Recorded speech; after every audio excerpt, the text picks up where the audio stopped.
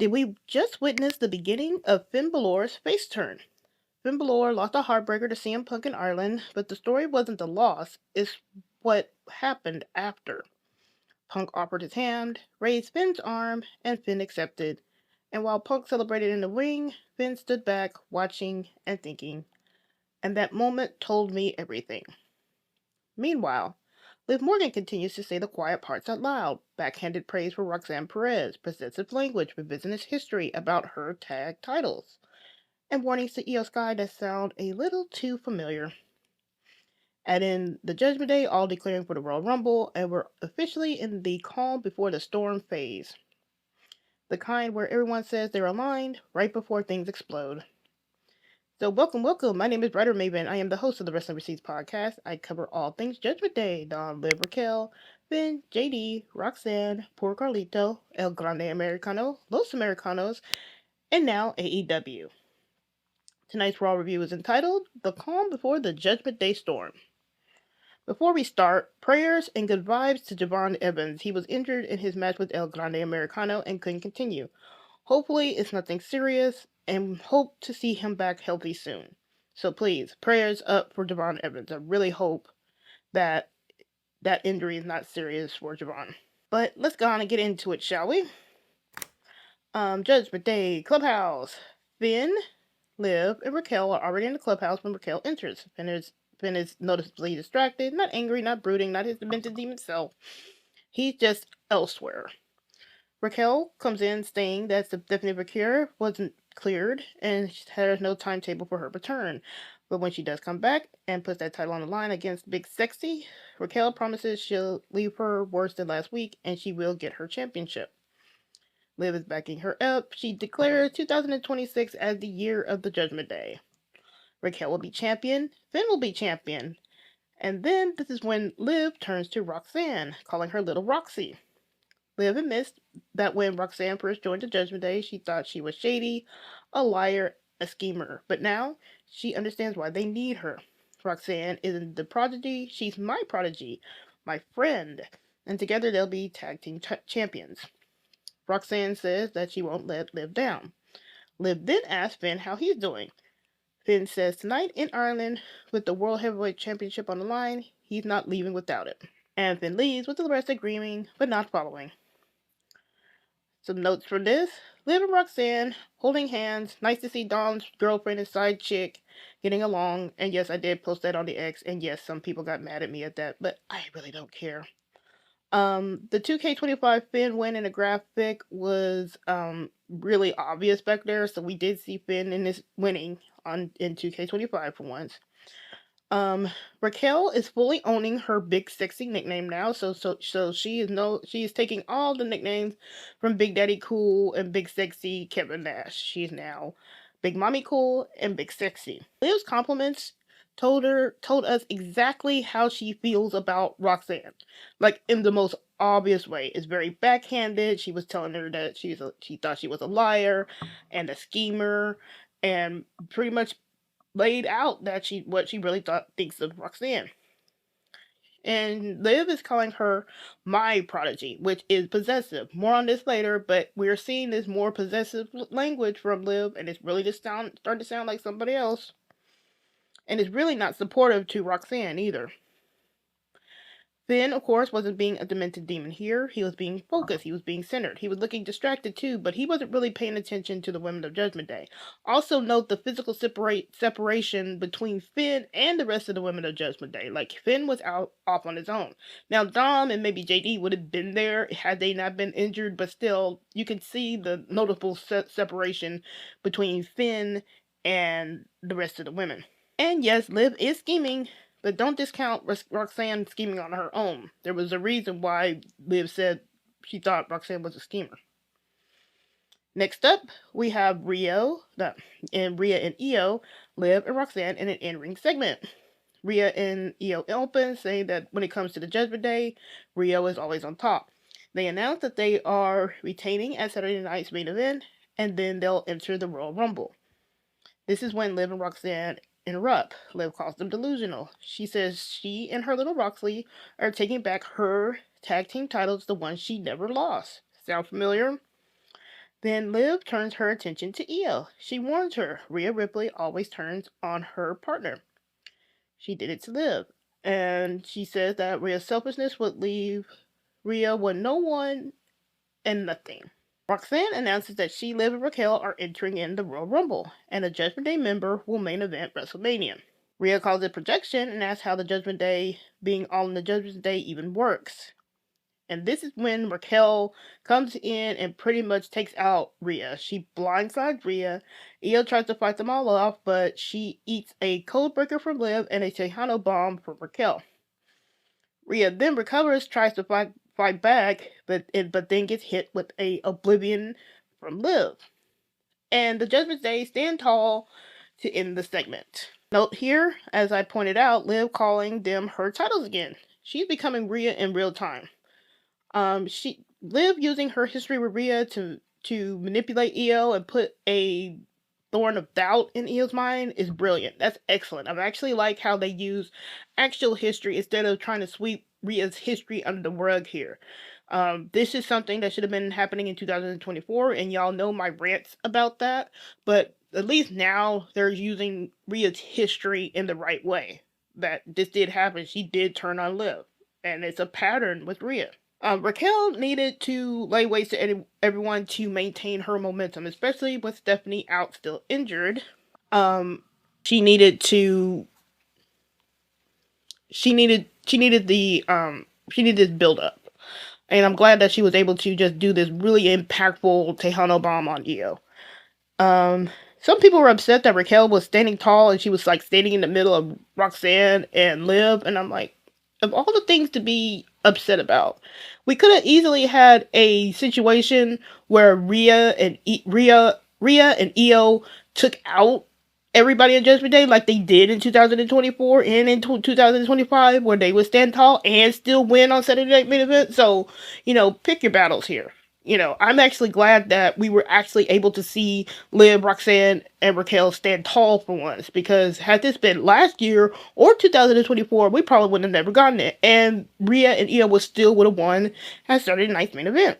Rhea's Oblivion sale was disgusting. Like, that was a sale. Like, Lyra sells the Oblivion, she sells it like that, and Rhea sells the Oblivion like that. I love the sale of the Oblivion here. The only thing I wish out of this segment was that Roxanne got a little bit more offense in. She's kind of just there. That's been my complaint with her right now, is that she's kind of been there. And I guess that's really showing her being kind of subservient to Liv here, so I kind of get it. But still, I kind of wish she did a little bit more aggression here. Moving on from that, we have a Finn Balor backstage interview. Finn says that he respects Punk's, but he questions his judgment. He says that this is his island in front of his people, and tonight Belfast will have a new Irish World Champion. This was short and sweet, and that was a babyface promo. There was no, like I said, there's no demented demon here. This is just straight from the heart promo from Finn, and that's pretty much a babyface promo. Couldn't ask for anything more there. Finally, we have CM Punk versus Finn Balor. Finn uses his OG catch your breath entrance. And yes, he missed his cues because the crowd was loud and hot. He was slapping hands, he was feeding off the energy. Everything was just classic face Finn Balor. Then we get into the match, and the match eats. We had near falls. Finn kicks out of one of the GTSs. He hits his coup de grace. He's hitting sling blades. He was showing out. Finish comes when Punk hits a second GTS and pins Finn Balor. After the match, Punk offers his hand. Finn accepts it, and Punk raises his hand or his arm. And then Raw ends with Finn watching Punk celebrate in the ring. Notes from this is that Stepdaddy Finn's face era is loading. He needed this match. He needed to establish himself, and I'm really happy that we did not have Dom, or we did not have JD show up. I know there was always a possibility of Dom showing up and costing Finn, but I'm kind of glad he did not show up. Finn needed to establish himself on his own, and he did that. And I hope they continue with this momentum with Finn. I do wonder what Dom thought of Finn shaking Punk's hand. Remember, Punk's an op, even though it's not really been shown on TV just yet, but Punk's an op of Dom. And of course, Finn's OG entrance rocks. Now all Finn needs to do is bring back the trunks, and if you know, you know. And now for some Raw quick hits before I get into my final Raw thoughts. Becky Lynch retained the Women's Intercontinental title after Natalya put Becky's leg on a rope. Natty then attacked Maxine. The turn from Natty felt extremely flat. This should have happened stateside, like in Maxine's hometown. And Natty has turned heel so many times that it just doesn't hit like it used to. But I do look forward to Natty's character that we do see in AAA. Rey Mysterio, Penta, and Dragon Lee beat Bronson Reed, Logan Paul, and Austin Theory. Ray used the brass knuckles introduced by Logan Paul, conveniently left on the ring apron by Adam Pearce while he was arguing with Paul Heyman. So Ray uses the brass knuckles on Austin Theory, and then Penta hits the Mexican Destroyer to pin Austin 1, 2, 3. You know, I've always said that Dragon Lee should do the Santos bit of saying Dom was right when it comes to Rey Mysterio. But now I'm thinking it should be Rey Fenix, especially with how he's been treated on SmackDown. Because how are you going to have Penta team up with Dragon Lee and Rey, and then leave your brother, like your Lucha brother on SmackDown doing nothing? I need that turn from Rey Fenix now. Since now that Dragon Lee is getting established and dealing with some main event talent, which is nice. I'm really glad that he's out of catering and is doing more shit now. So I'm really happy that this is going well for Dragon Lee. So that's not a complaint about Dragon Lee. But now I need Rey Fenix to go and turn on his brother, turn on Rey Fenix for just leaving him behind like that. And him joining up with Dom, saying Dom was right about him, Dom was right about his brother, Dom was right about Rey. I would love it. And I think that really needs to happen. We need that Dom was right bit happening again. And now for some final Raw thoughts. Finn Balor is clearly going face, and this is scoreboard because I've been saying that Finn Balor would go face for months, and nobody really believed me. He cut a face promo and accepted Punk's handshake. He's already physically and narratively separated from the Judgment Day because the girls are all doing their own thing, and Finn is pretty much doing his, and now he's focused on something else. Liv is clearly becoming the thing she hates in Rhea Ripley. I pointed this out on Sunday with how she's allowing WWE Social to call Dom, even though pretty much 2 years ago she was unfollowing Dom. She was unfollowing Ray. She was unfollowing the WWE for calling him Dom. So now, why is she allowing WWE Social to allow them to call Dom now? You see what I mean? And then she's being possessive. She's talking about, it's my title. It's my Roxy. It's my titles that I'll never lost. It's really sounding really possessive, and it's really sounding like Rhea. Like, I know people don't really believe me on that, but it's really, really starting to sound like Rhea. Like, scarily so. She's being a really possessive character. And as I'm thinking now, she's getting set up for a big fall. Like, she's gonna get built up and she's gonna hit the mountaintop, but she's gonna crash, and she's gonna crash hard. I'm just hoping that she does get some of these wins, Royal Rumble, WrestleMania, because when that crash happens, it's gonna happen hard, and they're gonna do what they should have did with Rhea, where she crashes, and then that begins her face run. Her treatment of Roxanne is gonna come back to bite her in the ass. Like, Roxanne is going to tolerate that for a little bit because she wants to be there and she wants to be near Dom, and she probably even wants to be accepted by Liv too. But once Liv starts treating her badly, kind of like how Rhea treated Dom badly, it's going to bite her in the ass. And more on that later.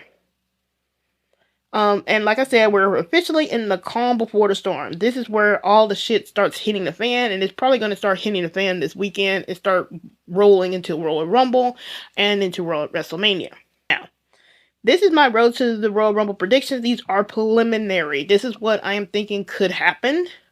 This is what I am seeing. I am seeing a path now for certain things, and this is what I expect right now. This can change what we see if we see what happens on Saturday Night Main Event and on Monday Night Raw next week. So, for on Saturday night's main event, I do expect Liv and Roxanne to lose when Roxanne gets pinned. I think Liv becomes passive aggressive against Roxanne. It's not going to be a full turn on Roxanne. It's going to be passive aggressive. Think how Rhea was treating Dom after he lost, and how he was getting treated in Judgment Day, like how he was just being told what to do, and he had no say in it. Think something like that. Liv needs Roxanne close because she needs that buffer. She needs to have somebody buffering between her and Raquel. Also, I don't think Liv will do a full turn on Roxanne just yet, because Roxanne has not been set up for a face turn like Finn has. Now, look at what Finn has been doing. Like these past couple of weeks, he's been set up for the face turn, and he had been setting up for the face turn since Dom got injured. So he's been slowly being built up as a face, and we had inklings of it before, but now we're getting the ball rolling here. Roxanne has not had that. For Philip to turn on Roxanne and to flip Roxanne face, it'll fail because she doesn't have that backing. She hasn't been done anything face-like.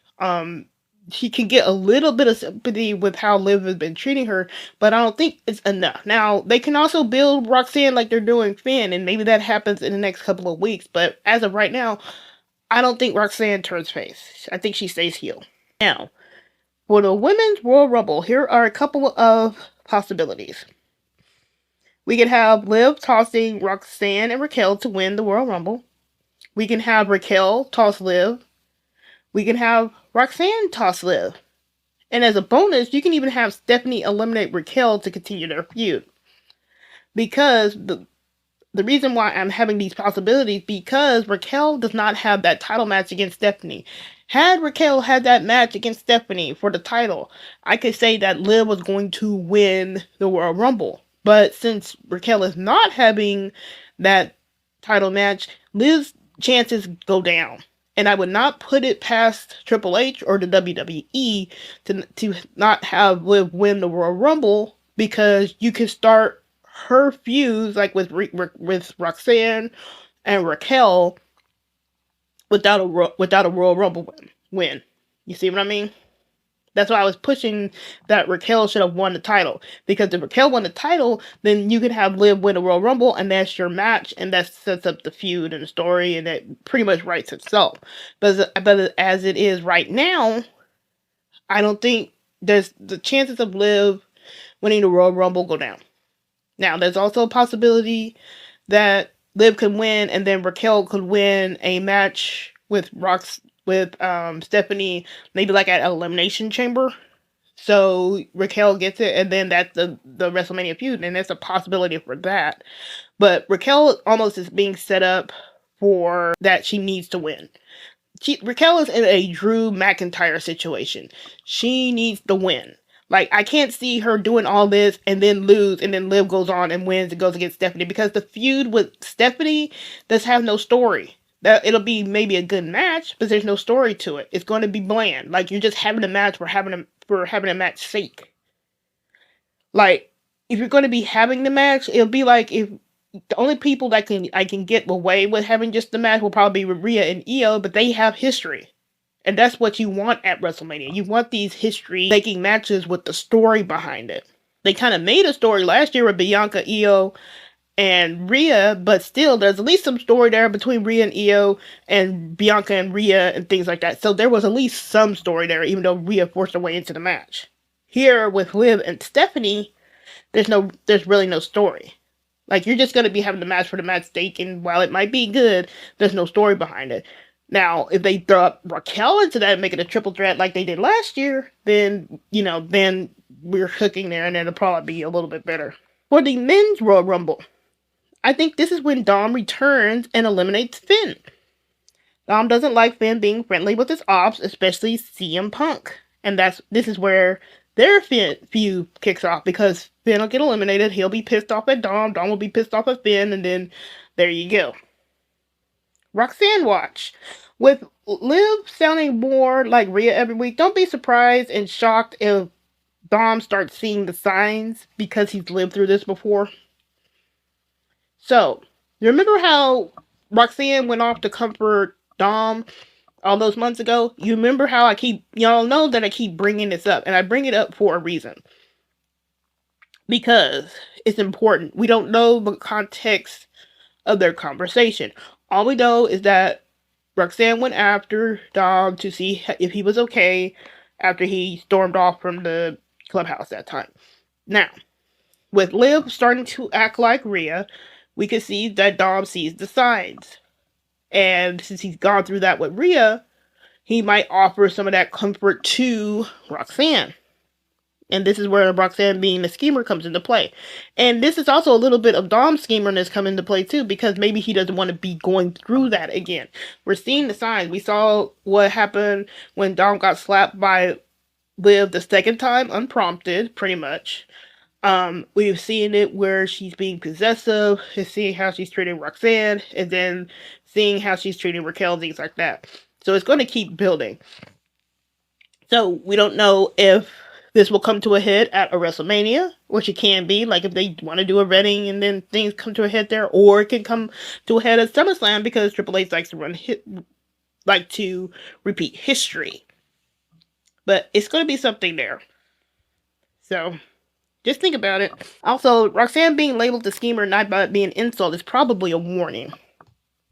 And, this could be just something where history repeats itself, where what happened to Rhea is going to happen to Liv, especially with Liv being Rhea.